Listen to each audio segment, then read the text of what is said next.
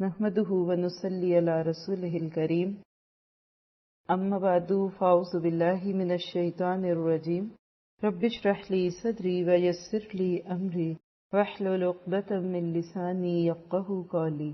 آج کی بات زندگی کی آخری تصویریں میں سے، اور آج کا ہمارا ٹاپک ہے جنتی کی وضع۔ ایک روز نبی صلی اللہ علیہ وسلم صحابہ کرام کے ساتھ نکلے۔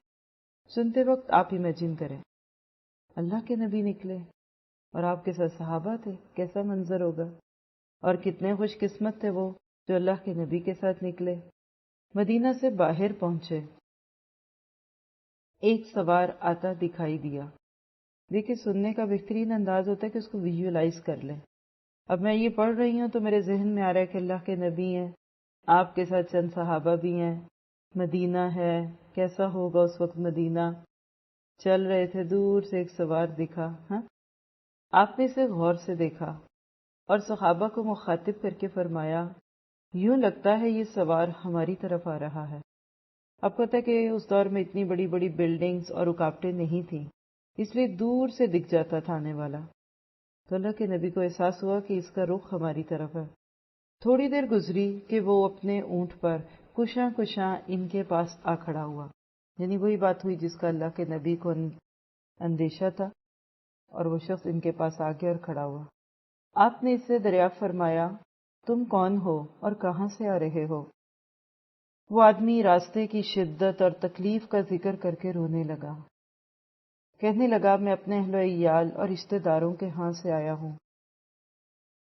آپ کو پتہ ہے کہ اس دور کے سفر کتنے شدید ہوں گے، بھوک، پیاس، تھکن اور نہ جانے اور کیا کیا فتنے۔ نبی اکرم صلی اللہ علیہ وسلم نے پوچھا، اب کہاں کا ارادہ ہے؟ وہ بولا، رسول اللہ صلی اللہ علیہ وسلم سے ملنے کا ارادہ ہے۔ یہ کیوں نہیں کہا کہ آپ سے ملنے کا ارادہ ہے؟ اس لیے کہ اس دور میں اس طرح کے انتظامات نہیں تھے کہ لوگ تصویروں کے ذریعے سے بڑے لوگوں کو دیکھ چکے ہوتے۔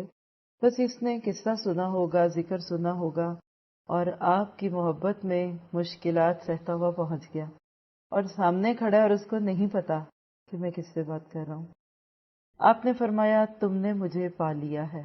اچھا، آپ نے کوئی سرپرائز نہیں دیا، اچھا بوجھو تو جانے کیا ہوگا، کیسا ہوگا، بس کہا کہ تم نے مجھے پا لیا۔ اچھا، یہ بھی نہیں کہا کہ یہ میں ہوں۔ دیکھیے، لفظوں میں اصل لفظوں کا چناؤ ہی ہے۔ باتیں ساری کرتے ہیں، کچھ کی کانوں پہ بوجھ پڑتی ہیں اور کچھ کی رمجھم کی طرح دل پہ فوہار کی طرح برستی ہیں۔ تو کبھی بھی اللہ کے نبی کی حدیث پڑھے نا، اور صحابہ اکرام کے اقوال یا انبیاء کے قصے، تو یہ ضرور سوچا کرے کہ یہ لفظ کون سے چنتے ہیں۔ تو آپ نے کہا کہ تم نے مجھے پا لیا ہے، اس میں کوئی بڑائی نہیں ہے، بہت ہی عاجزی کا انداز ہے۔ اس آدمی کا چہرہ خوشی سے دمک اٹھا۔ وہ کہنے لگا، اے اللہ کے رسول، یعنی ان کو اتنی خوشی ہوئی کہ آپ کو اللہ کا رسول کہا، مجھے بتائیے کہ ایمان کیا ہے؟ سوال پہ غور کریے۔ بدو تھا، صحرائی شخص۔ اسے آتے یہ نہیں پوچھا کہ اللہ کے نبی یہ بتائیے کہ نماز میں ہاتھ کہاں باندھتے ہیں، اچھا نیل پالش سے وضو ٹوٹ تو نہیں جاتا، اور دس اینڈ دیٹ۔ کہاں سے بات شروع کی؟ جڑ سے، بیج سے بات شروع کی، جو دین کی جڑ ہے۔ آپ نے فرمایا، تم گواہی دو کہ اللہ کے سوا کوئی معبود برحق نہیں، اور محمد اللہ کے رسول ہیں، صلی اللہ علیہ وسلم۔ آپ نے بھی دیکھی کتنے پیارے سٹیپس میں بتا دیا، پہلے اللہ کا مقام، پھر رسول، پھر نماز قائم کرو، زکوٰۃ ادا کرو، رمضان کے روزے رکھو، اور بیت اللہ کا حج کرو۔ اس نے کہا، میں نے یہ اقرار کر لیا، یعنی آپ نے دین کے بنیادی ریچولز اس کو بتا دیے۔ اس نے اقرار کیا یعنی مسلمان ہو گیا۔ اس نے ابھی بات پوری نہیں کی تھی کہ سواری کی باگ موڑی اور اونٹ نے آگے قدم بڑھا دیے۔ آگے ایک چوہے کا بل تھا۔ اچانک اونٹ کا پاؤں اس بل میں دھنس گیا اور اونٹ گر پڑا۔ اونٹ کے گرتے ہی وہ شخص بھی سر کے بل گرا۔ اس کے سر پر شدید ضرب لگی، وہ کانپنے لگا اور دیکھتے ہی دیکھتے فوت ہو گیا۔ سوچیے، مسلمان ہوا، شہادہ دی، پلٹا اور ساتھ ہی جان چلی گئی۔ رسول اللہ صلی اللہ علیہ وسلم نے فرمایا، اس شخص کو میرے پاس لاؤ۔ عمار بن یاسر اور حذیفہ رضی اللہ عنہ اس کی طرف لپکے، اسے بٹھانے کی کوشش کی لیکن وہ بیٹھ نہ سکا، اسے حرکت دی لیکن اب وہ ہمیشہ کے لیے ساکت ہو چکا تھا۔ حذیفہ اور عمار بن یاسر نے عرض کیا، اے اللہ کے رسول، یہ آدمی مر چکا ہے۔ سوچیے ذرا، کوئی عمل نہیں کیا، صرف ایک گواہی دی ہے۔ نبی کریم صلی اللہ علیہ وسلم اس کی طرف متوجہ ہوئے، پھر کچھ دیر بعد اپنا رخ مبارک پھیر لیا اور حذیفہ اور عمار بن یاسر کو مخاطب کر کے فرمایا، کیا تم دونوں نے اس شخص کی طرف سے مجھے دوسری طرف منہ پھیرتے نہیں دیکھا؟ یعنی میں نے منہ دوسری طرف کیوں کیا؟ کیونکہ اب خود ہی آپ بتا رہے ہیں، میں نے دو فرشتوں کو دیکھا، وہ اس کے منہ میں جنت کے پھل ڈال رہے تھے۔ یہ دیکھ کر میں سمجھ گیا کہ یہ آدمی بھوک کی حالت میں فوت ہوا ہے۔ کل من علیہا فان ویبقی وجہ ربک ذو الجلال والاکرام۔ ہر کوئی جو اس زمین پر ہے فانی ہے اور باقی رہے گا تیرے رب کا جلال اور عزت والا چہرہ۔ یہ روایت مسند احمد میں ہے اور الرحمن سورت کی آیت 26-27 ہے۔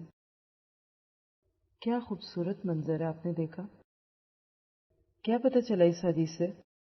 یہ پتہ چلا کہ بڑی بڑی باتیں، بڑے بڑے دعوے نہیں، دل کی سچائی، اور کتنی مشکلوں سے آیا آپ کی طرف، جو مشقتیں اس نے سہی، کیا ہم نے اللہ کے دین کی طرف آتے ہوئے سہی؟